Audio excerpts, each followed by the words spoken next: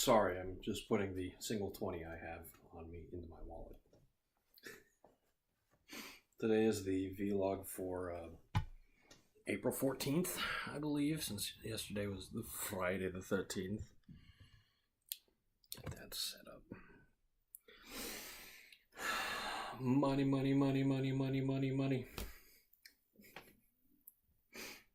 I am making more money now. I got a raise at work. I don't know if I mentioned that. A significant raise. So I've been spending on little small petty things lately, like the Gundam. I finished another model kit today, but I had started that one months ago. Last year, actually, come to think of it. Must have been in autumn. But that's not the money I'm actually going to be talking about. Because I set a goal for myself. I'd been sort of messing about in Elite Dangerous for a couple of days. Didn't really feel like I was accomplishing much.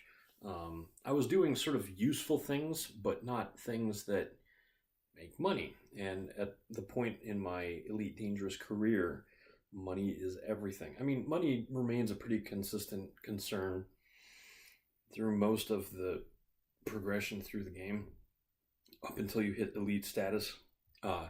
Elite status is where the name of the game comes from. It's a significant achievement in one of the fields in which the game tracks, which can be combat, exploration, or trade, and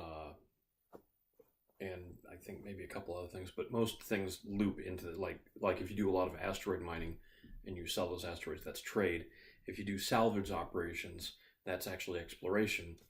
And obviously, anytime you're shooting stuff, it's fighting.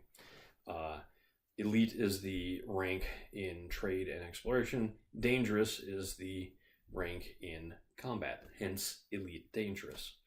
And to get the trade up, you just make money. Money, money, money, money, money. So the goal I set for myself was to get 5 million credits. 5 million credits this weekend, which my current ship actually costs more than 5 million credits. But it had a big enough, or rather, my previously current ship, I'll get to that in a second, costs 6.9 million credits. And so 5 million wasn't even like the full cost of a ship, certainly not a ship that's been outfitted properly. But it was a nice round number, and I just thought, let's set a goal. If I do 5 million this weekend, and I do 5 million the next week, then eventually I'll have enough for a new ship. I made 20 million credits today.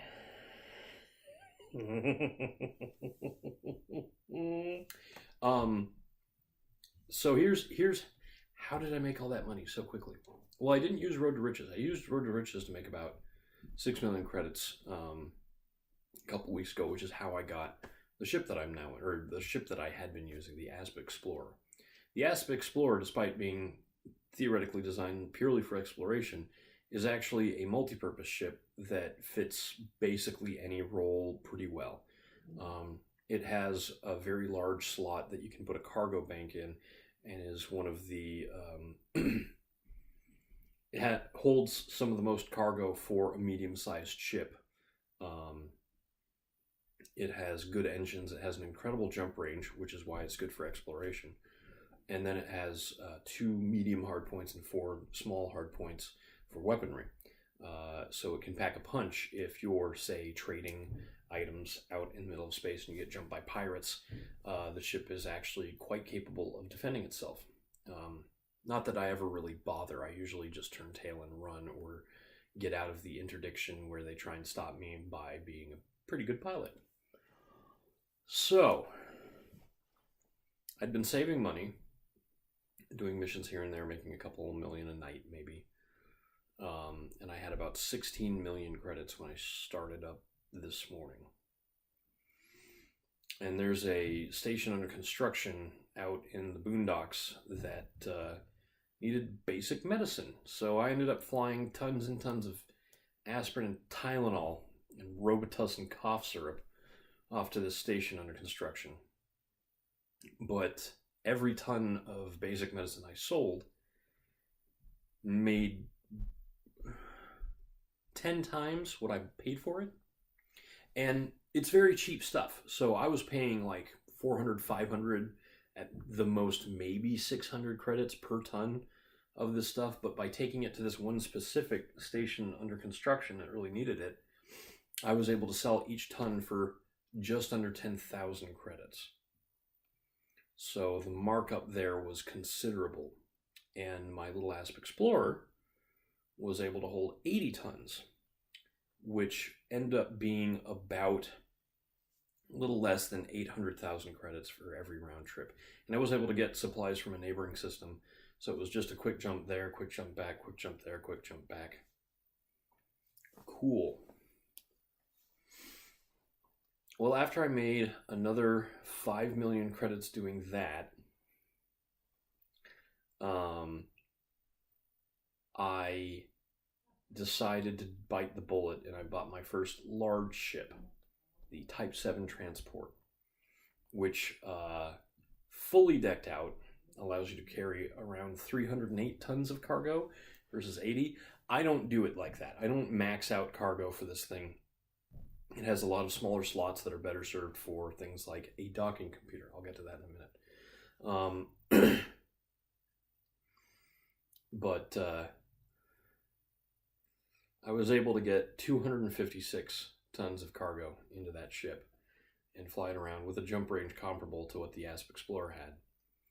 And with 256 tons of aspirin, Tylenol, and Robitussin, I was able to make a little less than 2.5 million credits per trip with that ship.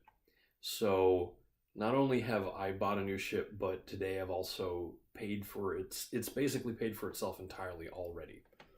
And I'm not even done yet. I intend to go back after I'm done with this. But it's a large ship, and as such, it can only land on certain stations, so I have to be more careful about where I pick up these medical supplies. Someone trying to talk to me. However,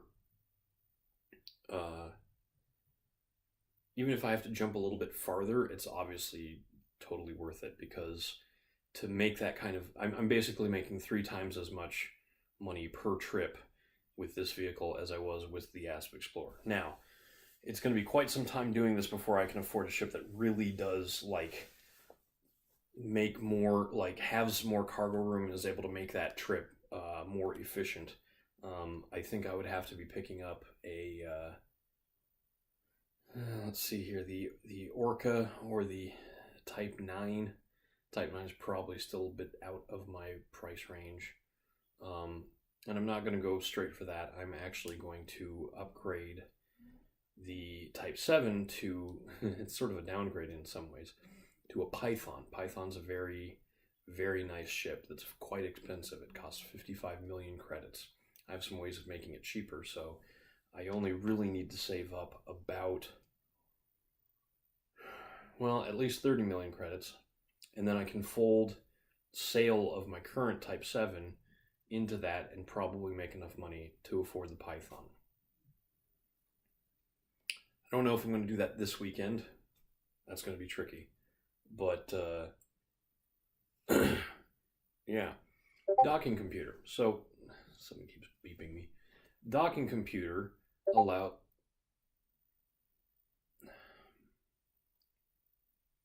I really need to put that on Do Not Disturb when I do these vlogs. Anyway, the docking computer automatically kicks in if you have asked permission to dock with a station and then throttled all the way down. The computer kicks in and automatically flies you in through the mail slot, or if it's a smaller outpost, just to the landing pad, lines up, lands, bada bing, bada boom, no fuss. Why don't I carry this on all of my ships? Well, until this Type 7, I haven't really had room for a lot of extraneous modules.